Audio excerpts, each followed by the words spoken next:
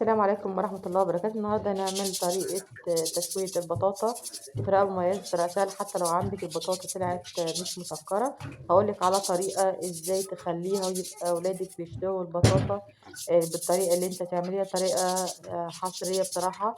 آه، ده من اختراعي، بس فعلا جميلة جدا ولذيذة جدا جدا. يلا نقول بسم الله ونعمل. هنشوف هنعمل ازاي. أول حاجة هنغسل البطاطا غسلة كويسة جدا كذا مرة.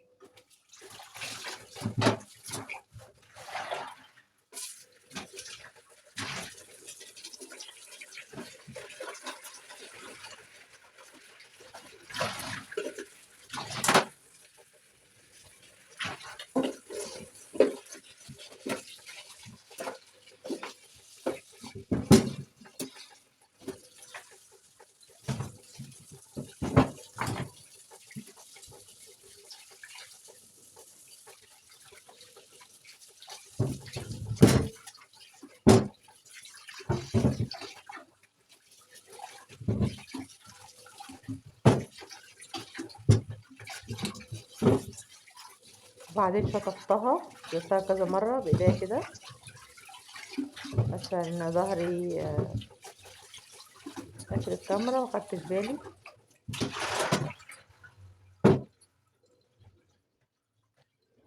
كده بقى انا هجيب حلة ونرص فيها البطاطا الكبيرة تحت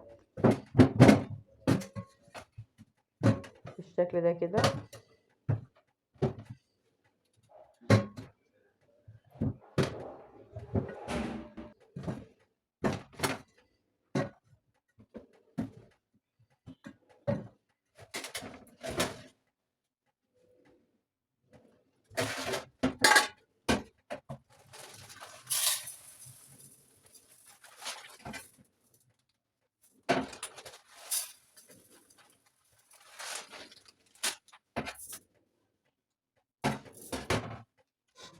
وبعدين اجيب مثلا نص كوباية من السكر وابتدي ان انا اقلبها، احط مية فيها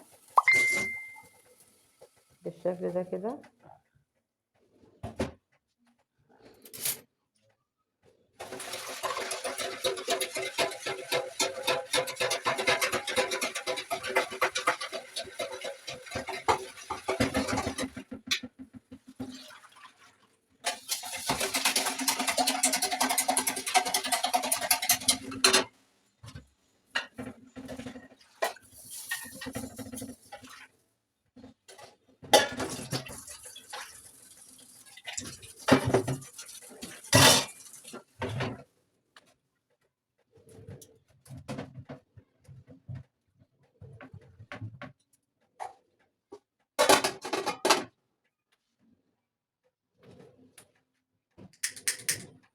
ورصيت في الحلة واحطها على البوتاجاز زي ما هي كده.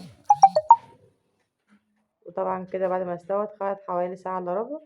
إذا طبعا احطها على صينية كبيرة عشان انزلها تحت الشواية تاخد الصدمة، لان لو خليتها تستوي الكم التسوية بتاعتها هتاخد وقت كتير جدا، وفي نفس الوقت البطاطا بتقع العسل بتاعها على الفرن، دي طبعا بيعمل ريحة ومبيبقاش لطيف بصراحة. المية اللي في قلب البطاطا دي من تحت ده الصوص اللي احنا هنعمله،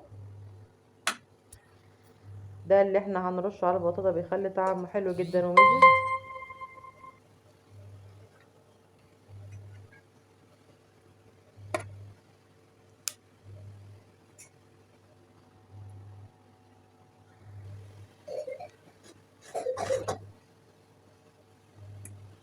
بالشكل ده كده حطينا تحت الشواية.